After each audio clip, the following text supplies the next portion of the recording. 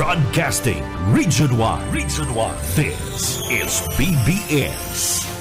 Bicol Broadcasting Systems Incorporated. DWLV 91.9 MHz. Your news and music stations. BBS.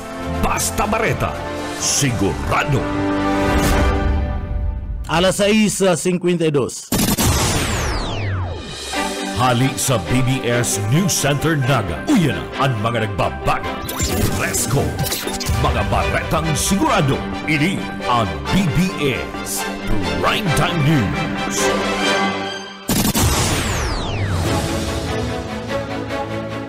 Mga tugang maray na aga po sa Indogabusal daw po tabi kita kunyan kada Biyernes. Mga tugang, ako po si Jonal Cuba. Sa headlines kita kan sa tuyang mga barata sa lado lokal.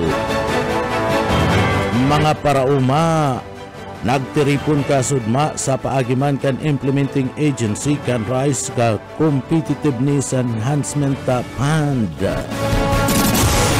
Sa tuya pa nga pamayukan na mga barata sa lado lokal, PDEA padago sa pagdul ka na Draga Awareness as in Abuse Prevention Education and Lecture sa interong Kabikulan. Pamayo pa ka na mga barata sa lado lokal, lupon taga pamayapa ako na onra kanda Barangay del Rosario sa interong Bicol Region. Sa iba pa nga pamayukan na mga barata sa lado lokal,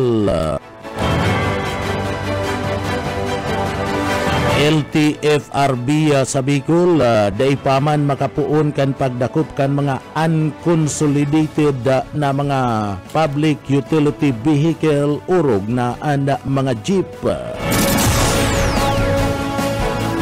Sa tuya pa nga pamayukan na mga barata sa lado lokal, Komilik digdi sa laog ka na Siyudad Canaga, Pig Umaw, ana lakdang ni Congressman na Elry Villafuerte, asin man Congressman Mix Villafuerte, pati na Bicol Saro Party List na ibalik sa 3 taon ad serbisyo kana mga ilihidong mga opisyal sa barangay pati na iski. Sa tuya pang pamayukan na mga barata sa lado lokal, Congressman na Elry Villafuerte ka na probinsya ni na Camarines Sur nagkumpirmar na tatabangan ninda si Nonoy Magtuto bilang kandidato para congressman kan 3rd District kan na Camarines Sur. Iyan ang mga headlines kan mga barata, ang mga detalyes at yan pagkatapos nin pagirumdum.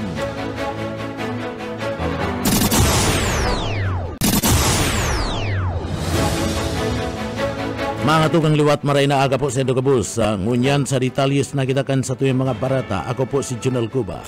Sa detalyes kan mga barata sa lado lokal, dakop kan mga miyembros kan Philippine National Police, ang sarong wanted person duman sa Banuan kan Lagunoy, Camarines Sur, kan ini anda serbian kan mandamiento de arresto kan da police alas 11:45 ninda pagkaaga kan na sudma duman sa barangay kan Dahat, Lagunoy, Camarines Sur. Pega dakop kan na grupo kan mga autoridad ang akusado na si MG 26 anyos mayagong trabador kan na barangay kan Dahat duman sa Lagunoy, Camarines Sur sa paagi kan na bisa kan mandamiento de arresto pig issue ni Honorable Judge Generoso Herrera Plaso, ang presiding judge kan Municipal Trial Court Lagunoy, Camarines Sur, anasambit na nga suspect na atubang sa kasong paglapas sa Republic Act 8048 na pinag-imyendahan kan Republic Act 10953. Ana nasabit na nga suspetsado yaon na nakakulong duman sa ipatura kan pulisya sa Lagunoy, Camarines Sur. 36,000 pesos man ang piyansa, pigrekomendar kan korte para sa iyang temporaryong libertad. Sa iba pang detalyes kan mga barata sa lado lokal, sarong traffic accident ang nangyari duman sa parte mismo kanda Banwaan kan Tigawon, Camarines Sur. Ada insidente nangyari alas 5:30 kasudmang hapon sa sitio Ambawan na barangay na Karaykayon, Tigawon, Camarines Sur. Sinasabi sa impormasyon kan mga autoridad na ada sarong behikulo na pinagmamaniho kan sarong Marlon Istorco Abrio, 45 anyos mayagum, kanda Purok Antipulo, barangay kan Kanda Ilaya, Lupis sa Quezon. May plate number CBQ 2777 anda subuot ini anda pig mamaniyo an sarong hino truck 700 wing banda truck model 2020 na kung sa ina digdi anda subuota rehistrado man ki Limbuel Fernandez sa Luna, Kanda Ilaya, Lupis. Pasiringon kuta na ini sa Banwaan kan Pirik, Camarines Sur. Hali dyan sa Banwaan kan na Lagunoy. Kanda ini anda makasabata ni na aksidente. Binudalan ka na sinambit ng ban. Iyo mismo ana sarong Engineer Paulino Kervin Biri, 59 anyos, residentes kan Sunatris, barangay kan Tinawagan na Tigawon, Camarines Sur. Mantang digdi ana nasambit ng engineer ana nagdadalaga na pasiring sa pabalyong tinampu kausa tanganing ini anda magtumbling sa simentong tinampu anda biktima. Asin na resulta tanganing ini anda magsapo ninda manlain-lain ng mga tama sa saiyang lawas. An engineer na biktima tulos na pigdara sa Tigawon Primary Hospital. Tanganing manda natawanin asistensya medikal. Alagad ini pigdeklarang dead on arrival. Unagadan si engineer uli man kan nakusog kan pagkakabudal kan sinambit ng truck. Ang driver kan truck pati naman ang sayang pinagmamanihong bihikulo yaon ngunya na nakakulong dyan sa ipatura kan pulisya. Mantang ang truck yaon na naka-impound sa natad kan PNP duman sa Banwaan kan Tigawon, Camarines Sur. Iba pa nga detalyes kan mga barata sa lado lokal. Mental health kan mga estudyante sa Laog Kanaga pig siguro nga mapapangatamanan. Buyet Padere sa detalye. Mapapangatamanan kan mga eskwelahan asin kan City Health Office ang mga estudyante pon elementarya sagod sa sekundarya laban sa mental health issues. Arog kan epekto kan bullying, pagkakaigwaning hababang grado asin nag-isog ng paratukdo. Ini ang siguro ni Magno Reyes, mental health nurse coordinator kan City Health Office, para ma-monitor din nila regular ang salud sa kaisipan kan mga estudyante sa tahaw kan igwaman sa diring programa ang DepEd o Department of Education Dapitigdi. Sinabi ni Reyes na nakipag-coordinar naman sa sayang opisina ang mga paratukdo kung igwang problema ang mga ini sa kanya-kanyang mga estudyante na tulos manindang pinagulayan kung ano ang posibleng solusyon. Para sa BBS News, Boyet Paderes. BBS Basta Bareta, sigurado.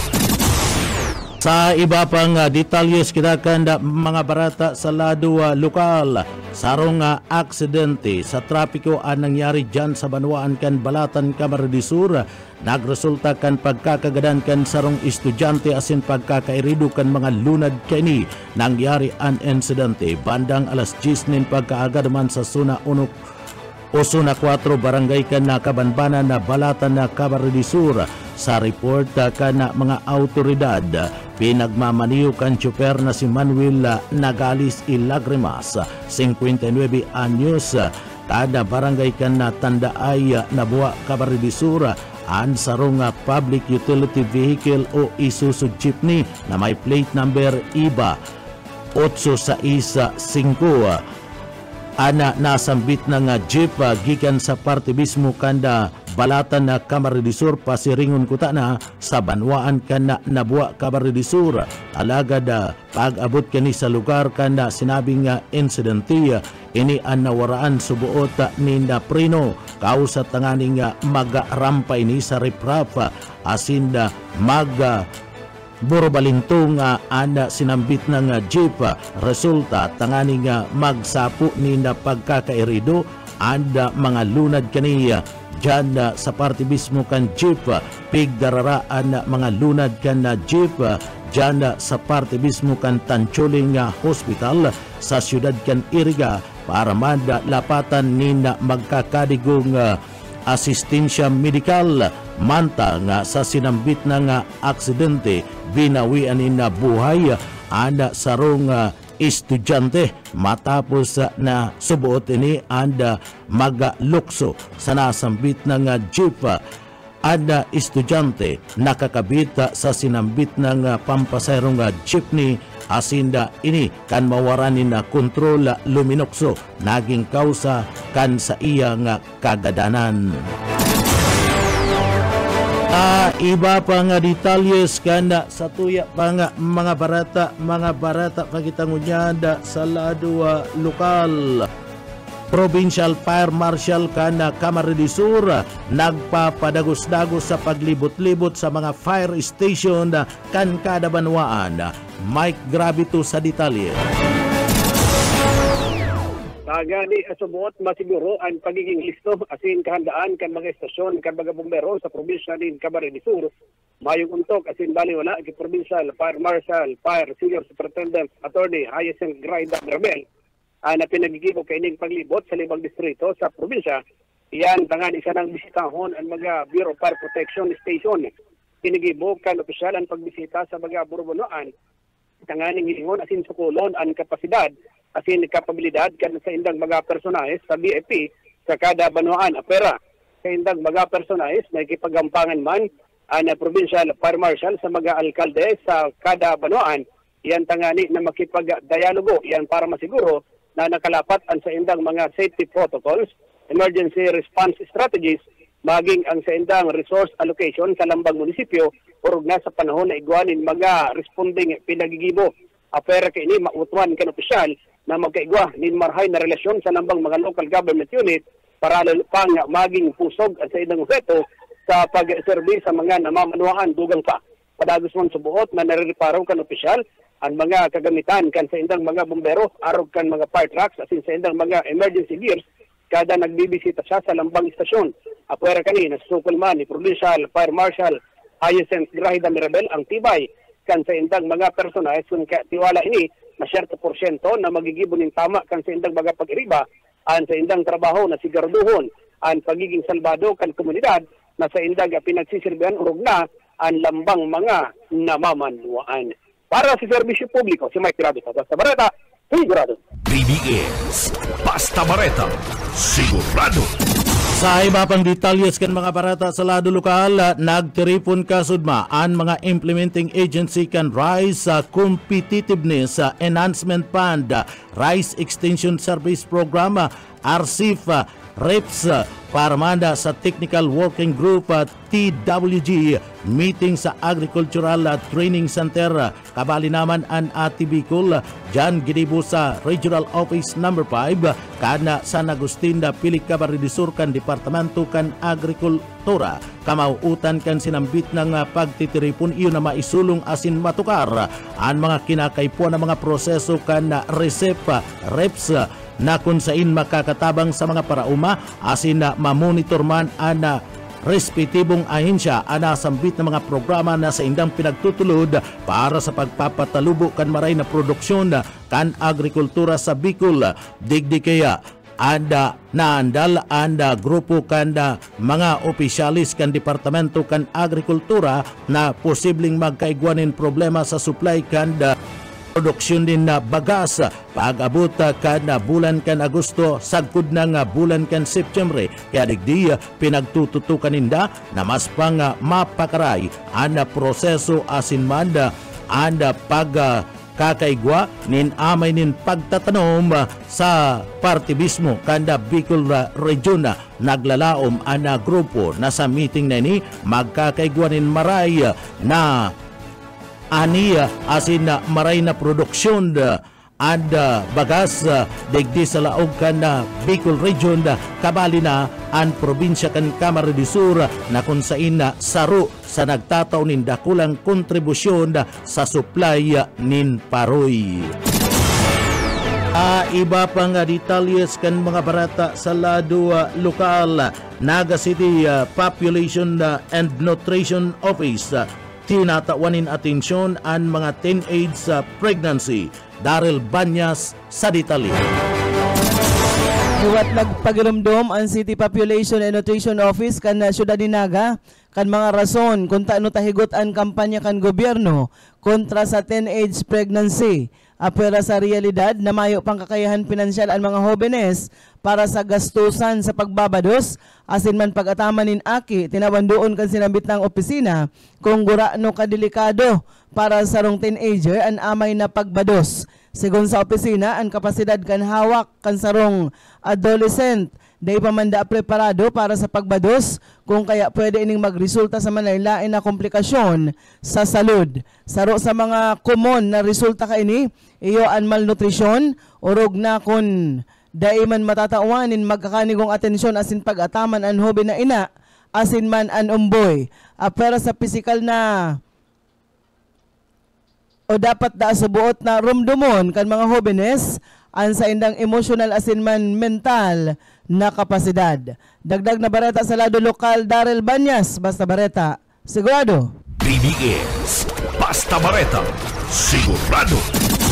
Sa ibabang detalyes kana sa tuyang mga barata sa lado lokal, padagos-dagos ang pagdul nin drug awareness asin abuse and prevention na education lecture kada Philippine Drug Enforcement Agency PDEA Regional Office No. 5 iniya sa paagiman kan liderato ni Regional Director 3 Edgar T. Jubay kan PDEA ginibo an kan PDEA Regional Office No. 5 nasambit ng teripon asin pinagpartisiparan kan 10 mga Java training kan mga estudyante kan Bicol University asin man iyaon man ang tropa kan Philippine Army sa paagiman kan pinag-aapod na 9-7 Military Operation o kaagapay batalyon kanda Philippine Army 9ID sering man anda pagkonduktan in Drug Abuse Prevention Education o DAPI lecture sa grupo kan na Philippine Navy.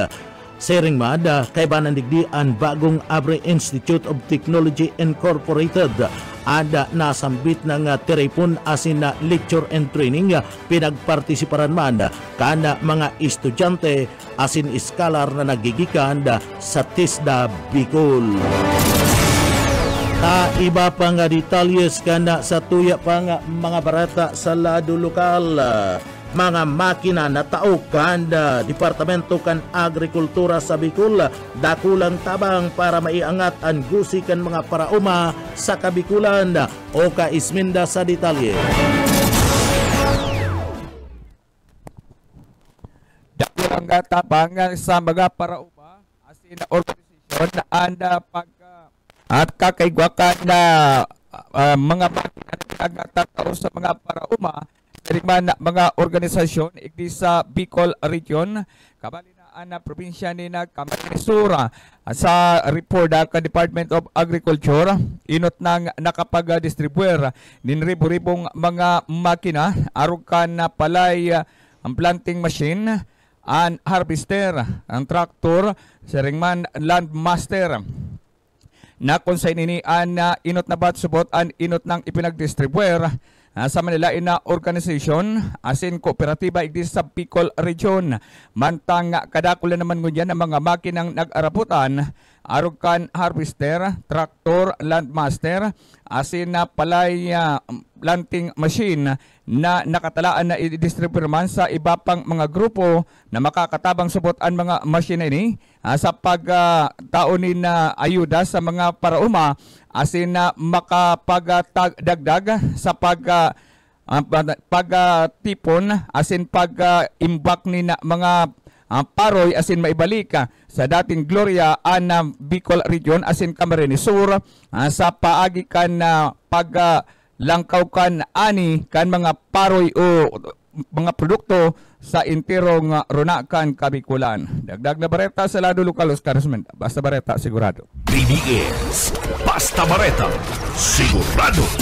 Sa iba pang detalyes kan mga barata sa lado lokal, ninhuli kan na pigsaangat na kaso sa ombudsman kay Alkalde Nelson Ligacion. Pig ko konsidera kanina motibo sa eleksyon nagaro ipinapaluwas na daing maraya ana kaso nga piga sa ngata sa saya. Ana sarong abogado asina sarong servidor kan na publiko. Subuot dahil niya dapat ginigibo sa publiko ninulita sa runga karapatan nini kan kada si isay manda na magsangat nin kaso urugda sa lado kan gobyerno subuot igwaning ginibong maraot.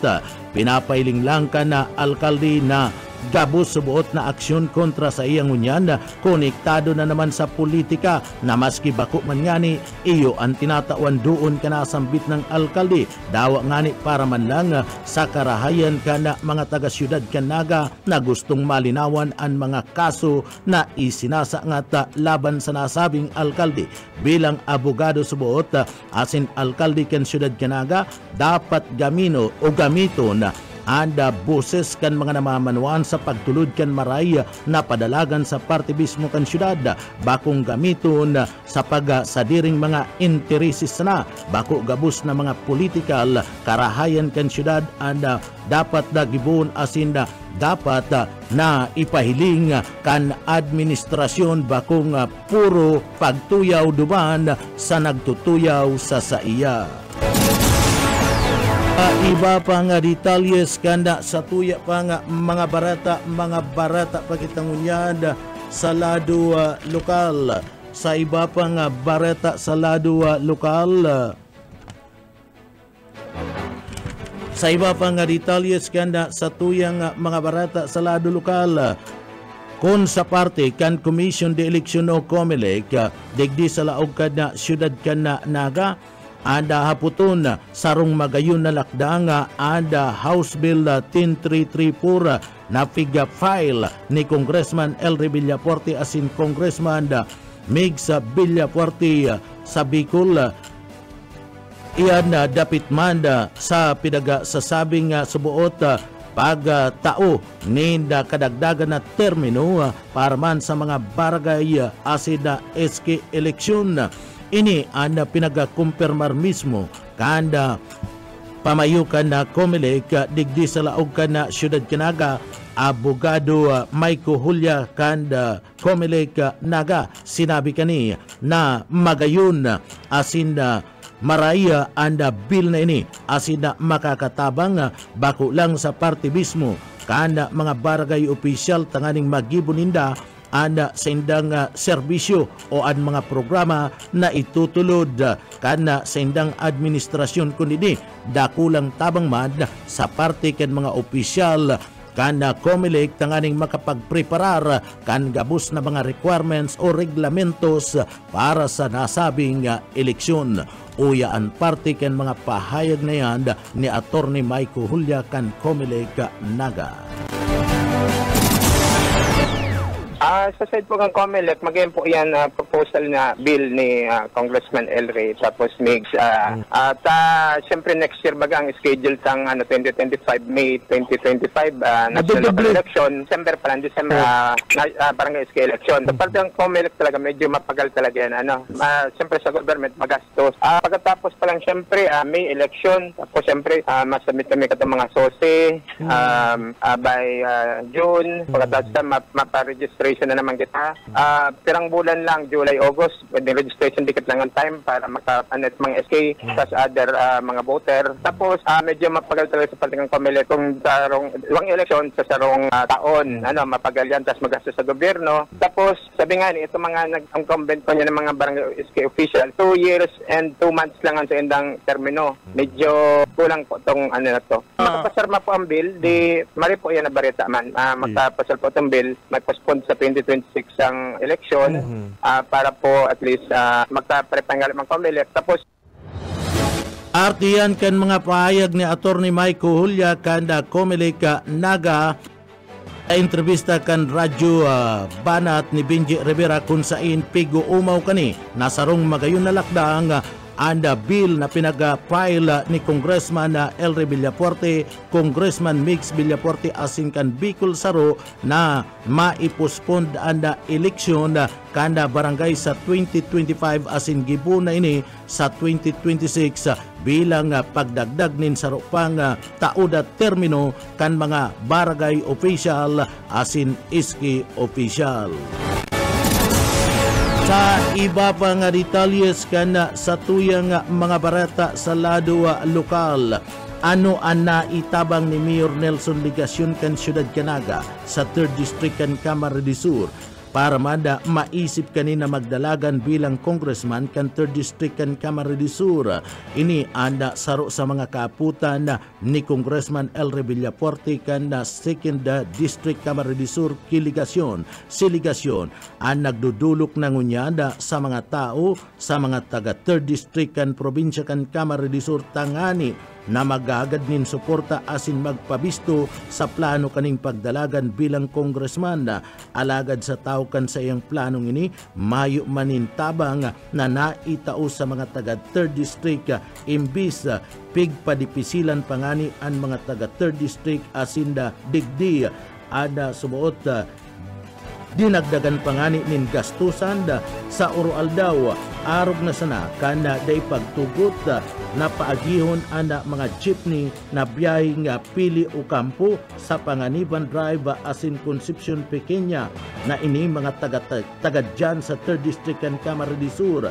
Ini sarong dagdag na gastuson pa sa pamasay aral daw kan mga taga ukampo asin man kan mga taga pili. Imbis na matabangan pinagdagdagan paning gastuson aral daw kanda mga yaon sa parte mismo kan City Hall sa panginginot ni Mayor Nelson Ligacion. Si Ligacion nagpaplano na mag-congressman kan 3rd District kan Camarines Sur alagad bayo man subuot nin nadarang proyekto imbis pasakit pangani. Uya, ang parte kan mga pahayag na yan ni Congressman Elry Villafuerte kanda Camarines Sur. Ano naman ang natulong niya sa 3rd District? Dapat kung tatakbo ka, meron kang natulong, hindi yung pupunta ka doon, hihingi ka ng tiwala sa tao na wala ka naman natulungan at nagawa nung ikaw ay nakaupo as mayor ng NATA. Ano naman lang mayor sa NATA, di siya nagpapakita ng tulong. Hindi yan pala sa tingin ko, hindi yan tutuloy kasi mismo ang, anong plano niya, yung gagamitin niya ang pondo ng Naga City sa 3rd District, kaso yan. Hindi niya pwedeng gamitin ng resources, pondo ng syudad ng Naga para sa 3rd District, di ba? Bawal yan. So, paano niya? Kuripot naman siya, hindi naman siya gumagastos. Pupunta siya sa ibang lugar, sa labas ng Naga, kakausap siya 2-3 tao, wala man lang siyang iniiwan na kahit na ano. Nagkukumbinsi siya ng mga kandidato sumama sa kanya at ang kwento, kinukumbinsi niyang tumakbo, wala naman siyang pinapangako na tulong. So, paano siya makakakumbinsi ng mga suportadores at mga kandidato na gusto mong tumakbo na sa isang posisyon na wala ka namang pinapangakong tulong? Wala ka namang pinapangakong tulong rin sa tao. Ano bang gagawin niya sa 3rd District? Wala naman siyang malinaw na plano. Artiyan kan mga pahayag ni Congressman Elry Villafuerte kan Camarines Sur sa entrevista kan programang Radyo Banat ni Benji Rivera. Pigkumpirma ni Congressman Elry Villafuerte na sa indang suportado ang laban ni Nonoy Magtuto bilang congressman kan 3rd District kan Camarines Sur. Sigun ki Congressman Elry Villafuerte na malinaw subuot ang plano kan Timbuan Camsur sa 3rd District. Si Nonoy Magtuto ana magibo kun sain ini anda tatarabangan ninda Gobernador Luigi Villafuerte asin kan Timbuan Camsur. Ulit kun dakulan mga congressman kan Timbuan Camsur dakul an magigibo asin matatabangan. Uyan parte kan mga pahayag na yan ni Congressman Elry Villafuerte kan Camarines Sur. malinaw po kung ano man ang plano dyan sa 3rd District. Si Nonoy Magtuto ang gagawa niyan, pagtutulungan namin ng Team 1 Camsur kasama si Governor Luigi at aming grupo. No? Kasi kung mas maraming congressman sa Team 1 Camsur, mas maraming nagagawa. Isipin mo lang kung nasa kongreso siya, ang una raw niyang gagawin, tatanggalin raw niya ang poder ng governor na isuspindi ang mayor. Una-una, hindi naman po siya mananalo. Pangalawa, wala naman siyang suportadores sa Congress. Wala yan, wala po. Ako po ay presidente ng partido ng National Unity Party. Mahigit 40 po kami. So kung meron ka nang sinusulong na automatic may sumusuporta na sa atin. Siya, ano ba partido niya? 'Di ba? Liberal Party. Wala na pong 10 ang Liberal Party sa Congress at siya mismo hindi siya kilala. So malabo po 'yan. Ang dapat ang mga taga 3rd District iboto nila yung mga katulong at kilala, hindi yung ganyan na mayor siya ng Naga, hindi naman siya kilala outside of Naga, pupunta sa kasal, nakatsinelas, insulto po dun sa nagkakasal. Ang mga ordinaryong tao nga, ang ordinaryong tao pag nagpakasal, nangungutang para makabakal ng barong, ng disen. Tapos siya pupunta, ininsulto niya yung pamilya, nakatsinelas. Naka-insulto po yan, hindi yan uubra sa kamarinisor ng mga style niya. Katsinelas na nagpapaawa. Hindi po siya kawawa, yaman-yaman na niya. Parti pa yan kan mga pahayag ni Congressman Elry Villafuerte kan Kamara de Sur sa entrevista kan Radyo Banat ni Benji Rivera. Arong kasusupgan an inabot ni Mayor Nelson Ligacion kan ini magsungko duman sa barangay Hanawan o Kampo Kamara de Sur sa ginibong barangay Fiesta kan sinambit ng lugar. Katuyuhan ni Ligacion kan pagduman iyo na ipabisto ko ta na ana sa iyang sadiri na makandidato bilang congressman kan 3rd District kan Kamara de Sur. Alagad imbis na ini ana ipabisto kan MC an ipinabisto iyo mismo si Nonoy Magtuto. Si Ligacion ang nagduman sa lugar, alagad ini dai mampalan imbitado asin da ibistado, kaya ini ana nakaduko na naghali sa lugar tangani sa naman na digdi magpaipli huli ban kan grabing kasusupgan na inabot kani. Alagad may nagsasabi na ana pagasungko duman kana nasambit ng alkalde kan siyudad Canaga pagpapailing sana kanda mga taga-Banwaan kan o kampo na daininda susuportaran ang nasambit ng opisyal ninhuli kan pagbawal kani na pagiyon ang sindang mga pampasayrong jeepney dyan sa parte mismo kan Concepcion, Rotonda, Asinman sa parte kan Panganiban na doble ang gastos na pinagdadara kan mga taga-Banwaan kan Ocampo, Camarines del Sur, asinman kan mga taga-Banwaan kan Pili na sakop kan 3rd District kan Camarines del Sur na planong kandidatuan ni Ligacion. Uyaan pahayag pa ni Congressman Elry Villafuerte kan Camarines del Sur. Totoo yan kasi ang problema, pumunta siya dun sa Hanawan o Campo, hindi naman siya imbitado. Hindi naman siya imbitado ng barangay. Ang barangay official dun, kakampi po natin. Nagpunta siya dun, may nagsama lang sa kanya ng isang taga-Ocampo na sinama siya dun, pinasubo siya, napahiya siya. Hindi nga siya kilala eh. Saka unang-una, huwag ka pupunta sa isang lugar na hindi ka imbitado, hindi ka kilala. So kung ganyan ang style niya, kawawa naman, ba't ka naman pupunta sa isang okasyon? Hindi ka kilala, hindi imbitado. Tapos pupunta ka dun, wala ka naman lang natulong. Diba? Gusto pa lang makikain ba? Ganon? Kaya naman, dapat pag pupunta kang isang lugar, magtulong ka, imbitado ka. So, sa mga taga-Hanawan, napasupog po siya.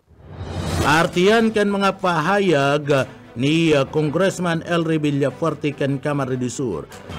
Padagos ngunyan ang konstruksyon kan Capitol Iconic Building. Piglala umana na ini matatapos sa 2026. Saro may kabangang taon antes na matapos ang nasambit ng iconic Capitol Building sa ngunyan, labo-labo ang patrabaho. Oras na matapos ang Capitol Iconic Building, ini ang magiging orgulyo kan mga taga-probinsya kan Camarines del Sur, asin pwedeng maging sarong tourist destination, evacuation center, sarong world-class na opisina para sa mga empleyado kan Camarines del Sur, opisyal asin mga empleyado sa intirong kinabanda daiya subuot nagugustong sabihin sa naman na ang government building makanos sa Pilipinas.